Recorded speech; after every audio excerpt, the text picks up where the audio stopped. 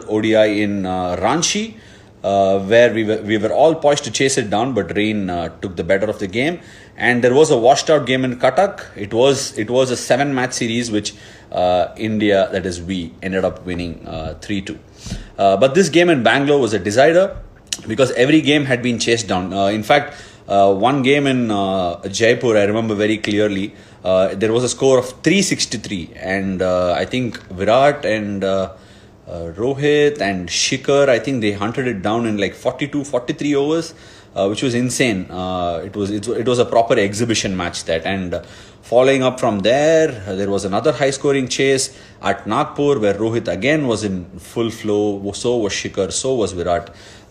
So as we are speaking, the guest for the evening is here, Rohit here, and I'm extremely excited to ask him a lot of questions. I expect a lot of interesting answers too.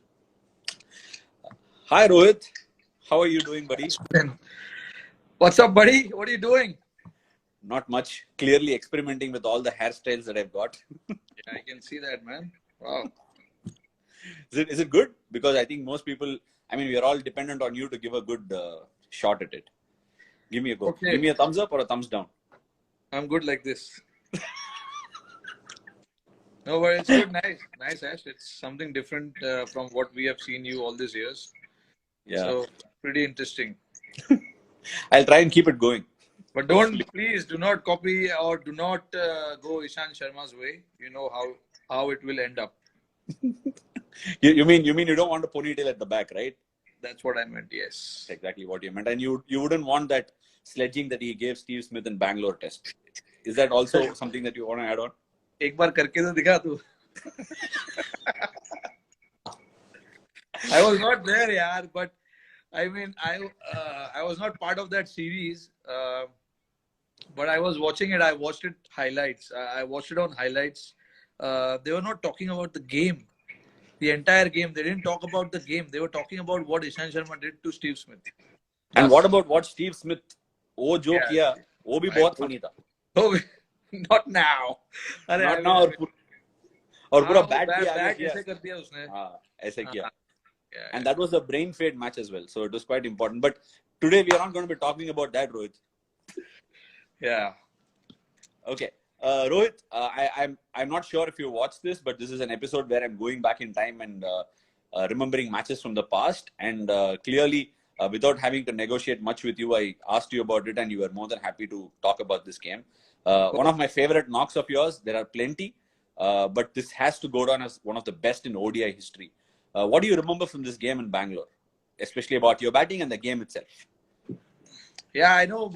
It was firstly, it was an important series for us because I had just started to open for India at that point. We played Champions Trophy, and then we went to West Indies after that. And then I remember straight after West Indies, it was this tournament which we played against Australia. So, and you know how we like to play against Australia. You want to prove a point, you want to beat them, you want to do so many things with them. So it was a good challenge for me to face that team, and I took it upon as a good challenge. I remember before the first game in Jaipur, UV and I, we went to do a pool session, and I remember him telling me, now this is a great opportunity for you. You just started opening the batting, and you get to face, nearly whatever. I mean, you get to face from ball one till the last ball is bowled of your innings. So it's a great opportunity for you to now get big 100 in this series. I was getting 40s, 50s, 70s and all that. In Champions Trophy also, you were part of it, and I was getting a couple of 50s I got. And then I couldn't make it a big one, So that was a good talk we had there in the pool. And I told him, I also feel that now that I'm opening the batting, I need to make it big. And I remember the first game we played, we chased 360, man, in 41 overs. Yeah, I think Australia won in Pune and we hit them back, right? Yeah, they won in Pune. Then we won another one, and they won again in Mohali. So it was quite an interesting contest between the two teams because they had a solid team, we had a solid team as well. But Australia is a team, they don't like to give it up so easily wherever they play, and especially when they travel, they like to prove a point as well. So they play, they go that extra mile to win that game or the series. So I remember clearly, it was a hard fought series, and that Bangalore game was a decider for us. And I never thought I will score a double hundred. Yeah, honestly speaking, I never thought of it. I just wanted to bat Bangalore. It was a Bangalore pitch and nice and flat. Ball was coming on nicely, and I remember there was a little halt because it rained for a brief period, about half an hour, 40 minutes. Okay. And then me and Shikhar, we were not out. We came back in, and Shikhar suddenly, I think after the games started, he got out in the second over. So I mean, it was my responsibility, and then Virat got run out in that game, which was I don't know whose fault was that, but it was a bad run out. Yes, and then the whole stadium was looking at me. I know. And then Suresh and I had a good partnership again. Then he got out after scoring 30, 40. And then UV got out early. And then MS and I, we batted till the end, almost till 48th over, I think, if I'm not wrong. You got out only in the last over, I think. Or probably last or second last over, if I'm not wrong. Yeah, possibly. Second last over, I got out. And how did you get out? You know how it is with MS in the middle. Like he likes to talk. He likes to, keep adding his thought of what he thinks about what I should do. He was telling me, you're the set batsman. I want you to bat till 48th over, 49th over, or 50th over probably, because you are set. You can hit any bowler anywhere you want. So let me take chance at that point. You just take a back seat, take singles, knock off in the gaps, and find odd boundaries if you can. And then I was just thinking, no, yeah, I'm seeing the ball really well. I might as well, try and put pressure from on the bowlers right here and right now, which was, I think, about 41st over. And I decided to go on from there. And I remember hitting Xavier Doherty. They gave him that 42nd or 43rd over. I don't remember. And I hit 4 sixes in that over. Yeah. In fact, I think you hold the record for hitting 4 sixes across different games, right? Consecutively or something like that. No idea. It was not consecutive. It was not consecutive. It was 2. And then I hit a boundary. And then another one. And then there was double. And then another 6, I think. 6. Okay. If I remember, yeah. I don't remember that exactly. But yeah, that's how it was. And do you remember the number of sixes you hit in the game? Yeah, 16. Yeah, that was then the highest. I don't know if it's been beaten after that. 16 sixes. When I went back inside, someone was telling me, if you would have batted another over or so, you would have broken Virendra Sehwag's record also. And what was that? I think it was 219. It doesn't matter anymore, does it? There's been 3. Yeah, I know. But imagine the expectations in the dressing room itself. Yeah, they want me to score another 10 runs, 15 runs to get past 219. Was it by any chance a bowler that gave you that comment? Yeah, if I'm not wrong, there was 3-4 guys. Okay. UV was one of them. and there was one more guy. I don't know. Shikhar tha shayad. Because you know what, Rohit? I mean, just as you're speaking about it, I remember from about 44th to the 48th over, there was a time when every single ball was either a boundary 6 or a 2. Because MS was running like a hare, and you guys were stitching this partnership. And like, in all honesty, as a bowler watching the game, you feel like you're in this Hunger Games, Okay, guys, the batsmen are coming out here, the swords are out. And you are there to be given. Your neck is going to be chopped off. So any run that you guys were getting extra was obviously going to give the bowlers a better chance. I know, because see, when I started batting and when we were halfway through our innings, nearly about 25th, 30th over, I realized that this wicket is, flat and ball is traveling. It's a comparatively a little smaller ground than the rest of the grounds in India. So we thought, any score we get here is not going to be safe. I never thought we'll get nearly about 400. I think we got around 400. 380 odd, I think. 380 odd. 390, 390 if I'm not wrong. So I never thought we'll get that much. And once we got that much, we got 390. We said, okay, it probably they have a good batting lineup as well. They might come hard and try and put pressure on our bowlers also, because anyway 360s, 340s were being chased very easily in that tournament, correct. in that series particularly, and that's, if I remember so far in my ODI career, that's probably has been the run feast tournament I have been part of. Never ever I played such a high scoring series before this. So every game it was 300 plus. But do you think the series pattern emerged, or was the batting wickets the wickets were really plus? Wickets even now when we play, wickets are good, but the quality of batting, from their side, from our side, was just unbelievable. They had solid batting lineup. We had solid batting lineup, but the bowlers we knew at the start of the tournament only that bowlers will be challenged here, because we had few inexperience in our bowling lineup. They had few inexperience in their bowling lineup. So either way, it was not so balanced or heavily bowling side from the other side. But we thought, okay, when we played the first game, we thought, okay, it's not going to be. This was the only game probably where the teams have scored 360. I don't think it's going to happen from here on. But second game again we played. I think second game was Nagpur and Mohali both. Yeah. No. Second game was Nagpur. I think. Second game was Jaipur, then Mohali, and then Nagpur. I think we kept hitting back, didn't we? Yeah. First game Pune we lost. 290 odd. We were chasing and we lost. I'm confused. I think Jaipur was the first game.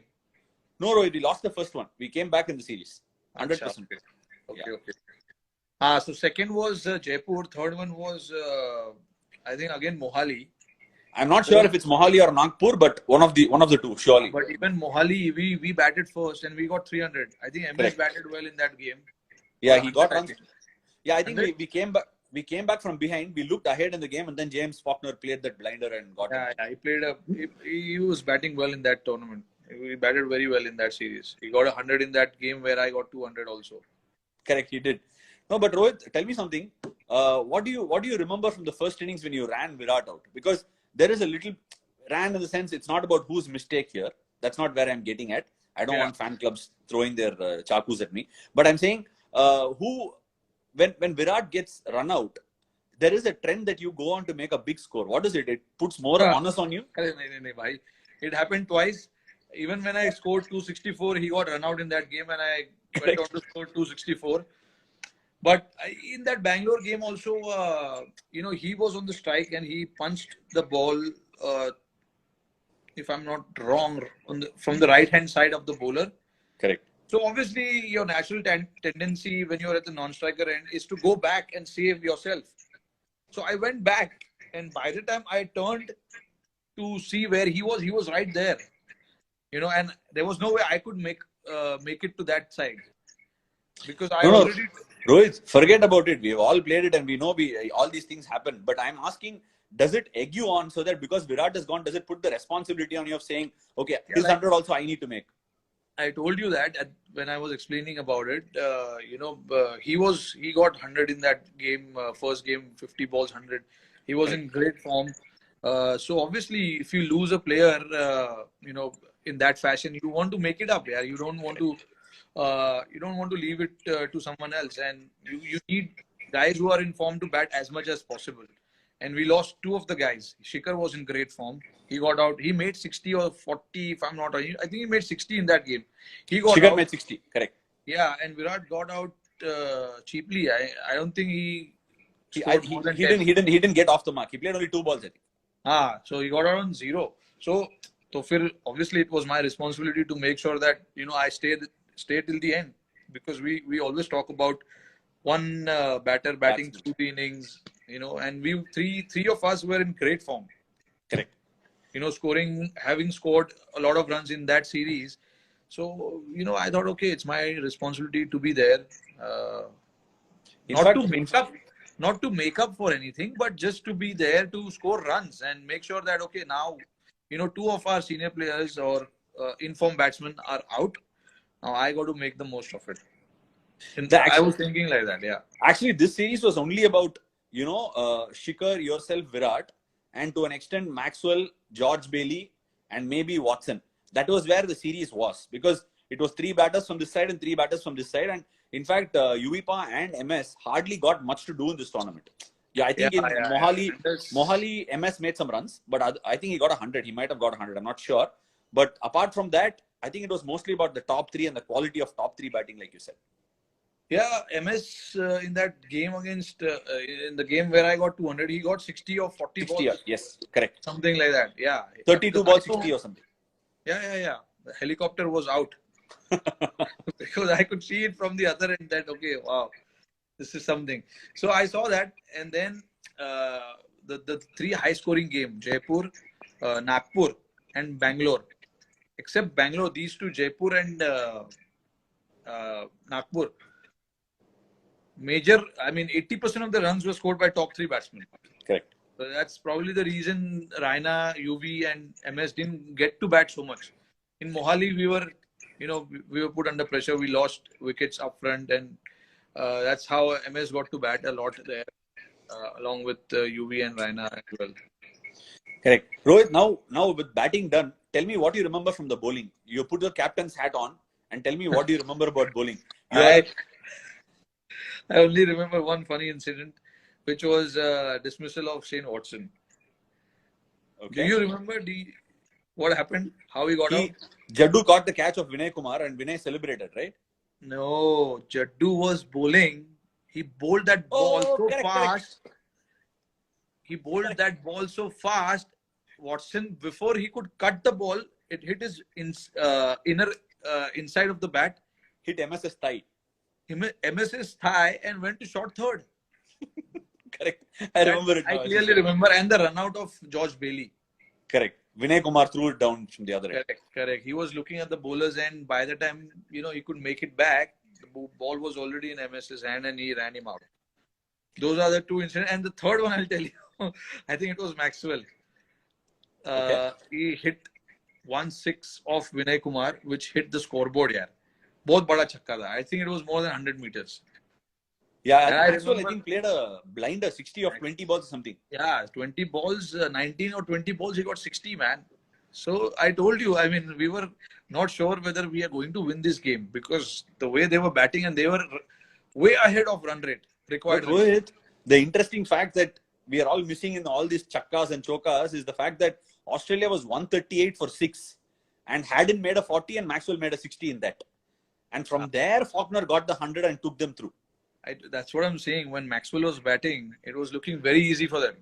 Correct. And then obviously George Bailey was in the form of his life. Every game he played, he got 50 plus, 70 plus in that series. If I'm not wrong, I think he got every 90 or something like that. Yeah, right. Yeah. So if I was like, okay, they've got him to come. Now there's Watson who's going to come. Faulkner, Haddon, and all these guys. So it's not going to be that easy for us. And then, like you said, 130 for 6, we thought, okay, now it's done. Now probably we can, take it a little bit easier. We can breathe.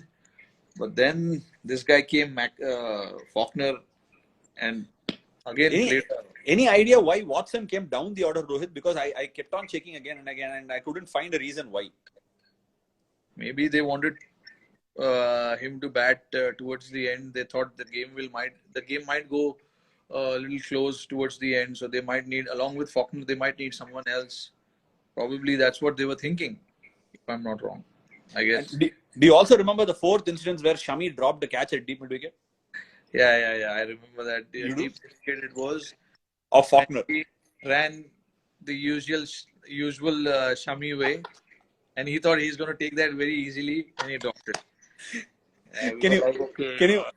Can you shake the head like how he shakes usually? Not really. Leave it when we meet and I can do that. But we all were so pissed at him, seriously, because we thought, okay, this is this is going to be tough now for us because, and a guy like him batting the way he was, and you drop a catch at that point, you start thinking about so many things then, and the last thing we wanted was to drop anyone's catch, especially Faulkner. Correct. I remember we dropped him at Mohali and he made us pay for it. We Hmm. dropped He him. won the game. He won the Yeah, game he for won them. the game. He won the game. He got 70, 80 something, I think. It's just 40 balls, 40, 45 balls. Hit Ishant Sharma for 4-6 in 1 over. Yeah. Okay, you basically covered the entire match and made my work very, very easy. I But know. now I'm Yeah. going to get to a slightly lighter part. Okay. Tell me, where did this name Hitman come from? Were you a fan of Bret Came the in Hitman that Hart? game. Came in that game. The Correct. And that's Bangalore exactly game. why I'm asking you. Yeah, 2000. 209 when I scored that runs, and I was walking back to the pavilion, uh, and obviously they called me for the flash interview after the innings got over, and I was really very tired. Yeah, I told. I don't remember who the media manager was. I told him I can't go now. Please take someone else. He said, no, no, no. This is kind of a record, so you have to come, and it goes worldwide and all that. So I said, okay, chalo, I'll come. I went down. I'm sure you know who this guy is. You know PD, right? PD, yeah, correct. The Yeah, broadcasting producer. yeah, the Chahal's younger brother or older brother. So he was there. He told me, "Oh man, you played like a hit man. You are a hit man." Oh, okay. That's how it started. And then, Ravi Bhai was there towards the end of the presentation, and he told me, and he Hitman. introduced like that. Oh, they call him a hitman. I think I was man of the series in that tournament. So he was interviewing me, and he called me hitman, and that's how it started. But did And you go back and check as to who Hitman was? Have you watched WWE when you were younger? yeah, of course, Bret Hart. Right. It's one of my favorite. Yeah, that guy.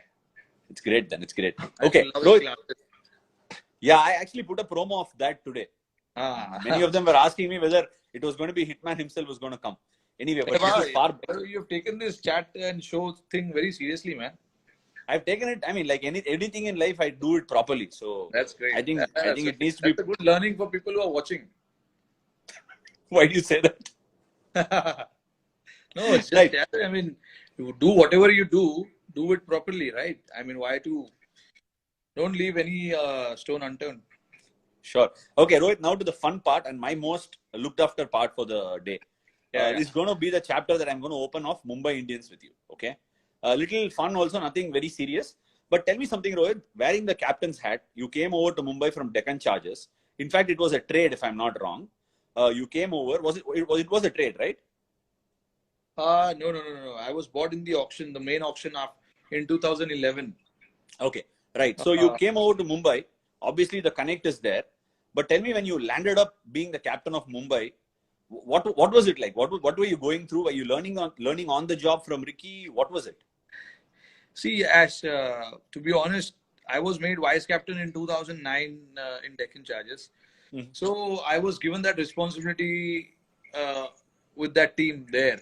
So I used to be thinking about, if I'm the vice captain, I have to think about how I can help Gilly and how I can suggest him, especially about the Indian players, because there were so many unknown players in the team, and what are their strengths, what do they like to do, and when put under pressure, how they react and all that. So all those information was very, very crucial at that stage for Gilly. So I started putting that vice captaincy hat long back, actually, and it was great fun for me to also learn about my game and how I talk about cricket, how I talk about various stuff related to cricket, analyzing player, analyzing his strength, weaknesses, and all that.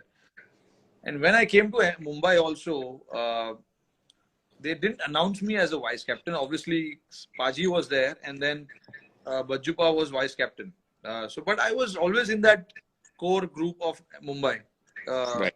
even from my first year. So they used to call me about certain queries if they had in the squad. That was that. And then 2013, we got Ricky Ponting in the auction. And Paji at that stage, I think it was 2012 when Paji said, I don't want to captain anymore. And Bajjupa was made captain. And then in 2013 season, I don't know what happened, but Jupa was not the captain. So I thought it could be me. But they got Ponting, obviously. Yeah, I mean, because he Yeah, was in sure. the auction. Yeah, he was in the auction. But I was thinking before the auction, there is nobody else. I think it might be me. So I started preparing, started thinking in my head back then only that, okay, boss, this might come my way and I need to be ready for it. Then I remember I was part of,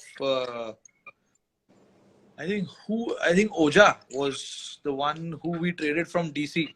I was very much part of that That was trade. going to be a question anyway. Yeah, I was part of that trade, and that's how I realized, okay, I might be the captain this year. Who knows?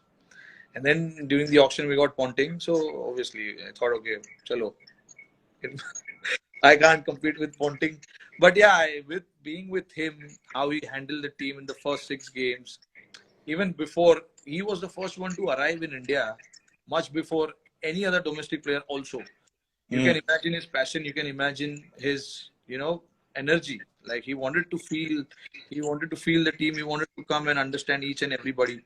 He was the one who called the shot, and he said, "I want to first have a team bonding session with all of them." And you know what the team bonding session was? It was like 4 players sitting together, and let's say if you and I are sitting in front. So what you have to do is you have to talk good things about your player. So I will talk positive about you, Ashwin. I like your off spinner. I like when you started bowling carom ball. So it's good things about you. You always feel good when you listen about yourself, right? So in a way, it made a very positive impact On everybody. on everybody. Like imagine Ponting was in my group, and there were 2 youngsters from domestic cricket. Now Ponting is telling them, I watched your video. You look solid, man. You can go way up. You can, if you handle the pressure, if you handle this, if you handle that, you will reach where you want to reach. So imagine what that youngster will be feeling. So that was him. So it started from there, and then obviously he was not hitting the ball well. He was not scoring runs. So he said, "Okay, I have to take myself off from this job and let someone else take it." And there were debate about Dinesh Karthik was also part of the team, because some people were thinking, okay, we can go to Dinesh, but eventually Ponting called me up and he said, we want you to take the team ahead from here, and I know you've got solid game sense and all that. You will do a good job. Okay. So it started from there, and then more or less, I mean, Ponting actually was player come coach. He became player come coach after that, and he was always there to help me. He was always, he always stood in front if there was anything, if there was any issues or whatever. He stood in front. And over the years, 2014, 2015, and 2016, 3 years we worked with him. I worked with him, and I just feel he's the guy from a different planet when it comes to motivating players, understanding what that player has in him, and bring the best out of that player. He's the best in that. The judgment of all these characters, he's so good at it. So good at that. And obviously, last I want to finish saying that he's won 2 World Cups. He's won, so he knows how to win big championship. And Correct. that to me was a great part about him. This internship of having been with Ricky Ponting is something that's priceless, which we have spoken off air as well, where we've discussed about it, how much ever we've discussed about it. But tell me something, what's your engine room like? When I say engine room, what is Rohit Sharma, the captain, like? Planning oriented, trust oriented on players, going out there and following strategies, depending on the engine room or depending on players. What is it? Because a lot of players that play under you tend to, give you the credit of saying, even the other day I was watching Mayank Markandeya speak. He was saying that, Rohit Bhai gave me the ball and said, I'm there for you, just bowl the ball, That's sort of a reassurance in the game. Do you work with them from practice onto the game and into the engine room of planning? Or how is it? Do you let them do what they want and then take over on the field? Yes, see, firstly, I mean, I try and understand what that individual is all about, whether, if given an opportunity, whether he'll be able to take the pressure or not. And if not, how can I help him to take that pressure? And it starts with all the senior players in the squad. And obviously starts with the captain first. So I think for me, that became more important rather than my batting and the other things. This became to me like uh, the top priority. I have to manage to get the best out of my players, and then I will think about what I want to do with the bat. And that's how I moved forward in all my seasons. And with the help of solid support staff, also it does help. I've got solid bunch of support guys with me, and they're really they're genius. And the major part in this has played by DJ. Mm. Because I ask him and he gives me what I want. Mm. I will ask him about, okay, Mayank Markande, for example, if he's bowling in this situation, what is the likelihood of him or the batsman to put him under pressure? How will he respond, or whether he's got that skills or not, or if he doesn't have the skill, what can we do with him to make sure that he doesn't feel the pressure? He just comes and bowls. Okay, so you do go back onto practice sessions and try and simulate matches with the bowlers and then bring them onto the game. Yeah, You do that? I slyly talk to them about, Mayank, tomorrow I'm thinking, these are the batsmen you're going to be bowling at. So I feel that, I want you to bowl in the power play. I want you to bowl in the power play, whether it's the first over, second over, third over, fourth over, I don't care. But it'll be in the power play, so which means the ball will be nice and hard. There will be few shots hit, but don't get carried away. Don't feel any pressure. Just come and bowl the leg spinner that you bowl. Okay, and I'm not expecting you to do wonders. I am not expecting anything. Just take the ball and bowl the delivery. That's it. I don't want you to do anything else. Because I have seen, yeah, when we came into the team and how we felt when we were 20 years old, when you're facing guys like Mitchell Johnson, Brett Lee, Dave Steyn, all these guys in your first experience, you know how it is. It's quite intimidating. And for all these guys also who are playing the IPL for the first time, they feel the same. They feel that they feel the stage is too big. And I've never been in that situation. I've never been in a bigger stage like this. So what if somebody hits me back to back sixes? What am I supposed to do? And this is what I do. Before the team meeting, I sit with DJ for an hour and we discuss about all these things, and he's got his input, and I then come and discuss what we need to do, especially with the younger players. See, senior players will take care of their job on its own. They obviously they know what to do and how to handle the pressure. But when it comes to the younger guys who are probably playing the IPL for the first time, they will not. And these are the guys you want to be in the best form for you to win the championship. Your senior 6-7 guys will take care of their performances and they will take care of their body. They'll do whatever is necessary. But it's the other 3-4 guys who are new in the team. There will be a batsman, there will be a bowler. So how you manage those 3-4 guys is very, very crucial. That is what I've learned in the entire IPL that I've played. Okay. Now to a slightly lighter tone. Like you said, DJ, as soon as you spoke about DJ has left me a message. He asked me to ask you, how do you feel about the poor pav on the pav bhaji that you buy from Shiv Sagar during the IPL at 3 o'clock in the night? And how does the pav feel enough? Is there enough around Mumbai for you to order? What is that? I don't understand. He's saying that every night at 2 o'clock or 2:30 in the night, you order pav bhaji from Shiv Sagar, and there is a routine. He says, along with a lot of other routines that he follows for victory, he says you watch a movie at late night sleeping with 3-4 guys in the theater next to Trident. Then he also says that you have he's your one of them. That's exactly why he's saying that. Yeah. And he also says that the 2:30 pav bhaji is extremely critical for you to be able to make the right decisions on the ground. No matter what, 2:30, no chance, man. But yeah, I've been out a couple of times.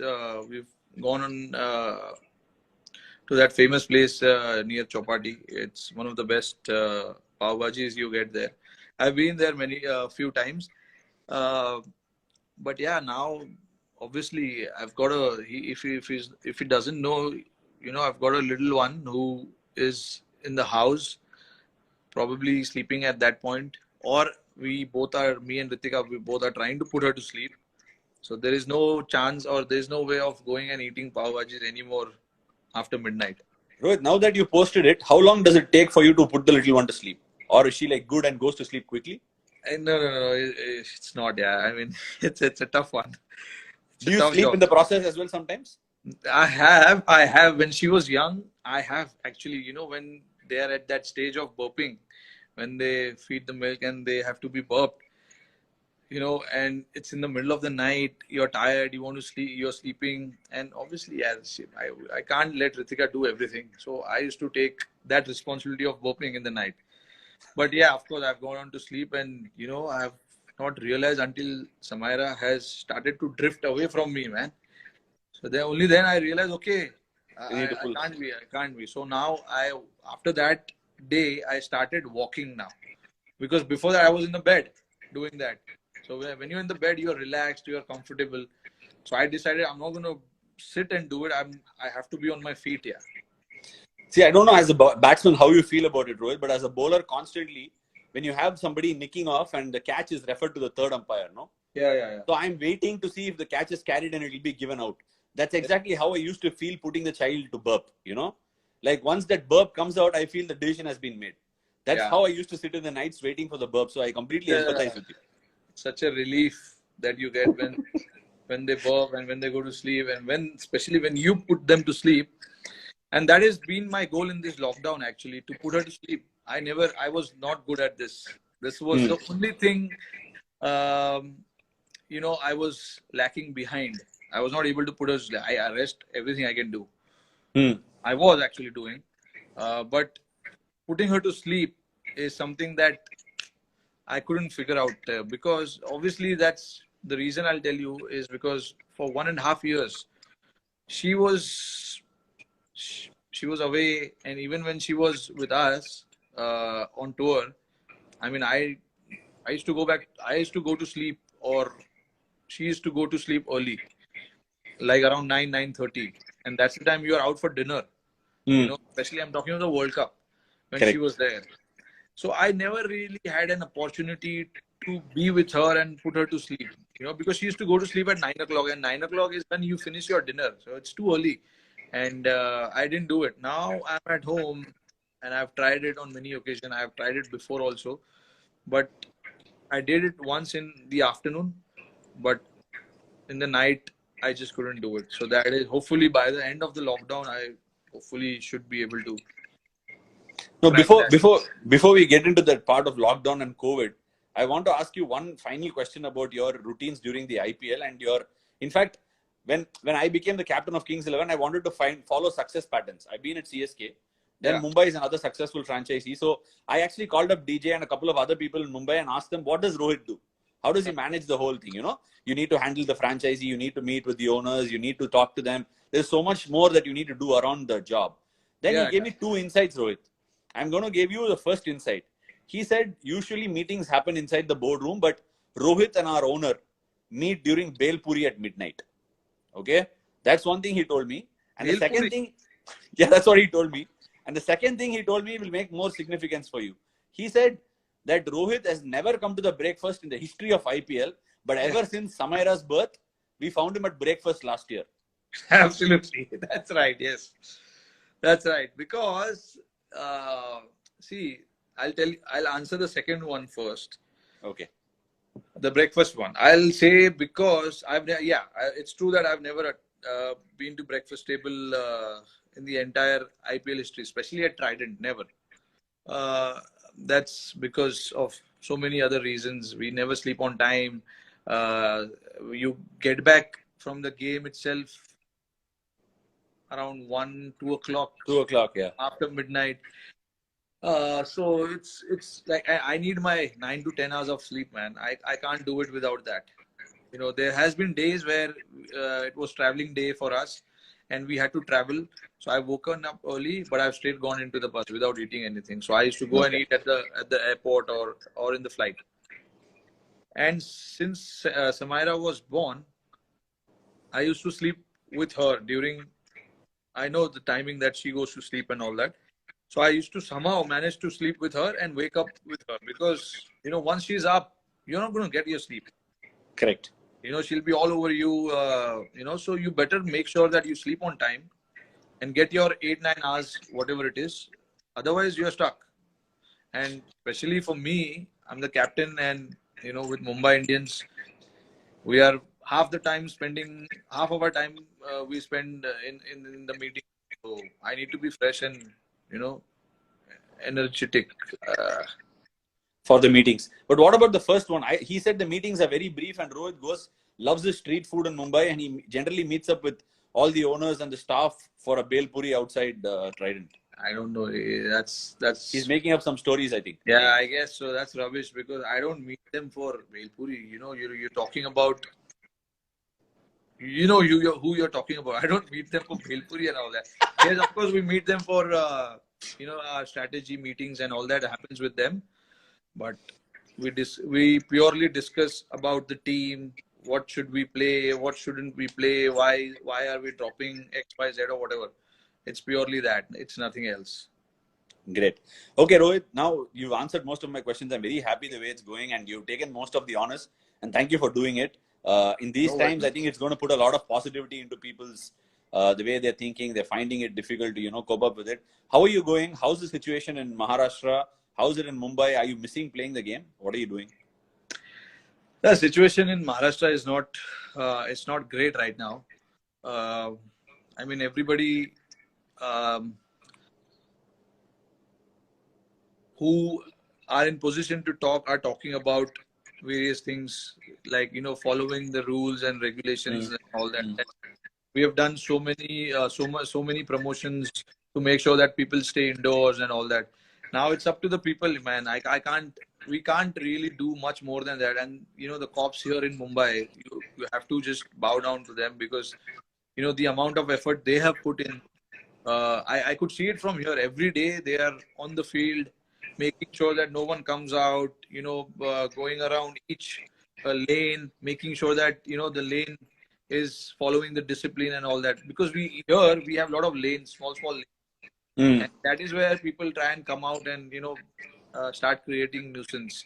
So that is where the cops have been very strict here, and they're making sure that all these people stay inside. It's like it's on us now. We can't blame anyone else. What has to happen has happened. From here on now, we have to control the situation. If we don't engage, if we stay away from people, maintain social distancing and all of that, this thing can be contained. I'm not saying it's going to go forever, but at least it'll be contained. And also we have to try and remember there are little things that we need to remember while even if we go out for grocery shopping and all that. We need to remember there are 2 or 3 entry points of COVID. One is our nose, mouth, and eyes. These are the 3 entry points. If we manage to, even if we touch something, and if we manage to keep our hands away from the face, we half the battle is won, even if we go out and come back inside. I mean, like you said, Rohit, you pointed out rightly in the first half where you said, all these things have been put out there. A lot of people have spoken. We have spoken about it. Every celebrity has come out and spoken, taken to social media. But it is a high sense of luxury for a lot of people to keep social distancing. So there are people who are out there who are struggling to make ends meet and struggling for every meal in their day, who are actually going out right now to make a living for themselves. So and that's where I think people who can afford the social distancing must stay away and allow these people to go and work. So if everybody is on the road, then it's going to create a mess. In fact, I read one article where I'm sure you're aware of the 1918 Spanish flu, where there was quarantine and all that. And the moment the quarantine was lifted, everybody thronged the streets and it went up by 5%, the infected number of people. So I think those who can afford can still continue to be exercising caution. And I'm seeing how Maharashtra is, even Tamil Nadu is. I think these are all proper red zones. We need to be able to support the rest of the country to be able to curtail it. Yeah, absolutely. I think, there are a lot of engagements that happens in the metro cities. So for us, we need to be extra careful than the other cities, the tier 2, tier 3 and all that. We just need to be little sensible and little understanding of the situation. See, government is trying everything they can. They have still opened up a lot of arenas, a lot of space, a lot of spaces in different parts have been opened up. And we need to understand and not get frustrated. Lockdown doesn't mean that you've been, you've been held or you've Hostage. been Yeah. asked. Yeah, this is not a crime. We are doing it for our future generation and making sure that our future is secured. If we stay indoors now, we can move outdoors pretty soon. It's as simple as that. And I hope True. people can understand this very soon and live with it, because if we don't, it's not going to go anywhere. Sure. That's Rohit, simple. thank you so much. And before we close, I just want to ask you how I leave this quoting in Marathi saying "Stay safe, stay home." How do I say it in Marathi? Stay safe or Stay home. Stay home, stay safe. घरी बसा आरामात Gari बसा basa. What, आरामात what? बसा घरी बसा आरामात बसा. Gari basa, aramat basa. That's easier than आरामात Punjabi, I think. बसा means आराम से, just take it Aram easy. se. Right. आराम से. आणि घरी मतलब घर, your house. So So the घरी one thing that बसा. I learned, I wanted to ask you was "Tu kasa hai?" At the first, I forgot it obviously. So that's it. Yeah. So thank you so much, Rohit. Thank you so much for joining me today. It has been a pleasure, and thank you so much for taking the load off me as well. No Have a worries, good night. man. Thanks. Regards to Ritika and Samaira. Yeah, thanks. Hope your two little daughters are doing all right, and Preeti as well. I mean, we are actually thankful for the first time that we have two. They're entertaining themselves to a Oh, wow. certain degree. That helps a To a lot. certain degree. That helps a lot. Yeah, it does. Right. See you, man. All Good right, night. take Good night, care, Rohit. man. Yeah. I'll Take see care. you. Bye. See you. Bye. Bye.